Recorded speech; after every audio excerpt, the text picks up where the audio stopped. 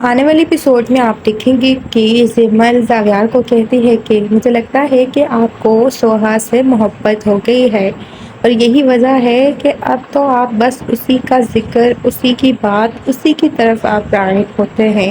اور یہ مجھے لگتا ہے ہمارے ساتھ کے لیے بہتر ہوگا اور بہت اچھا ہوگا کہ آپ کسی سے محبت کر لیں یا پھر آپ کی زندگی میں کوئی شامل ہو جائے۔ اس سے بڑھ کے تو مجھے لگتا ہے ہم سب کے لیے کچھ بھی نہیں ہونے والا، جس پر زمل کو ٹوکتے ہوئے کہتا ہے زاویار یہ ہر وقت جو ہے سوہا کا نام لینا میرے سامنے بند کر دو۔ مجھے پتا ہے کہ اس کی بڑی فکر ہے تمہیں، وہ بہت اچھی لگتی ہے تمہیں، لیکن میں تمہیں بتا دوں اس سب سے کچھ بھی نہیں ہونے والا۔ تم میرے دل میں اس کے لیے جگہ تو نہیں پیدا کر سکتی اور یہی سب جو ہے سچ ہے۔ میں وقتی طور پہ جو ہے اس کی جانب راغب ضرور ہو جاؤں گا، لیکن میں کبھی بھی جو ہے ایک شادی شدہ لڑکی سے محبت یا پھر شادی نہیں کر سکتا۔ یہ بات جتنی جلدی ہو سکے تم سمجھ جاؤ۔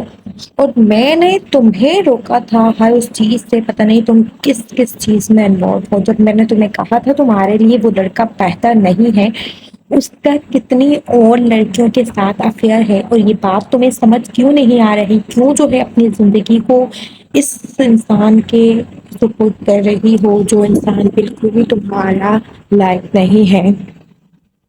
اور کیوں نہیں سمجھ رہی کہ میں جو چاہتا ہوں، جو کر رہا ہوں، وہ تمہارے بھلے کے لیے ہوں؟ جس پر زمل کہتے ہیں آپ کو تو پتہ نہیں، جب میں آپ کی بات کر رہی ہوتی ہوں آپ کو میری یاد آ جاتی ہے، آپ میرے بارے میں ڈسکس کرنے لگتے ہیں۔ میں نے کتنی بار آپ کو کہا ہے میرے بارے میں کچھ کرنے کی ضرورت نہیں ہے۔ میں سوہا کی بات کر رہی ہوں، جب آپ اس کو پسند کرتے ہیں تو پھر آپ شادی کیوں نہیں کر لیتے اس سے؟ ویسے بھی ہر وقت تو آپ کو اسی کی فکر رہتی ہے اور اس کو آپ کی، تو آپ دونوں کیوں نہ ایک ہو جائیں؟ مجھے لگتا ہے آپ کو دل بڑا کر کے اب ایک ہو جانا چاہیے۔ جس پر جاویار یہ باتیں کر ہی رہا ہوتا ہے زمل کے ساتھ، تو سوہا یہ باتیں ساری سن لیتی ہے۔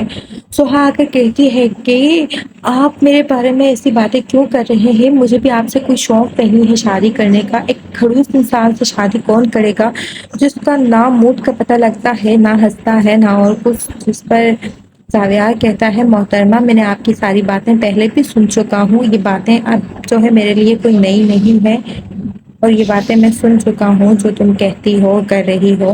مجھے پتا ہے تم میرے بارے میں کیا رائے رکھتی ہو۔ میں تو صرف زمل کو سمجھا رہا تھا، زمل کے دماغ میں پتہ نہیں کیا خلافات آ گئے ہیں، اس کو ہی دور کر رہا تھا بس، اور تو کچھ نہیں کر رہا تھا۔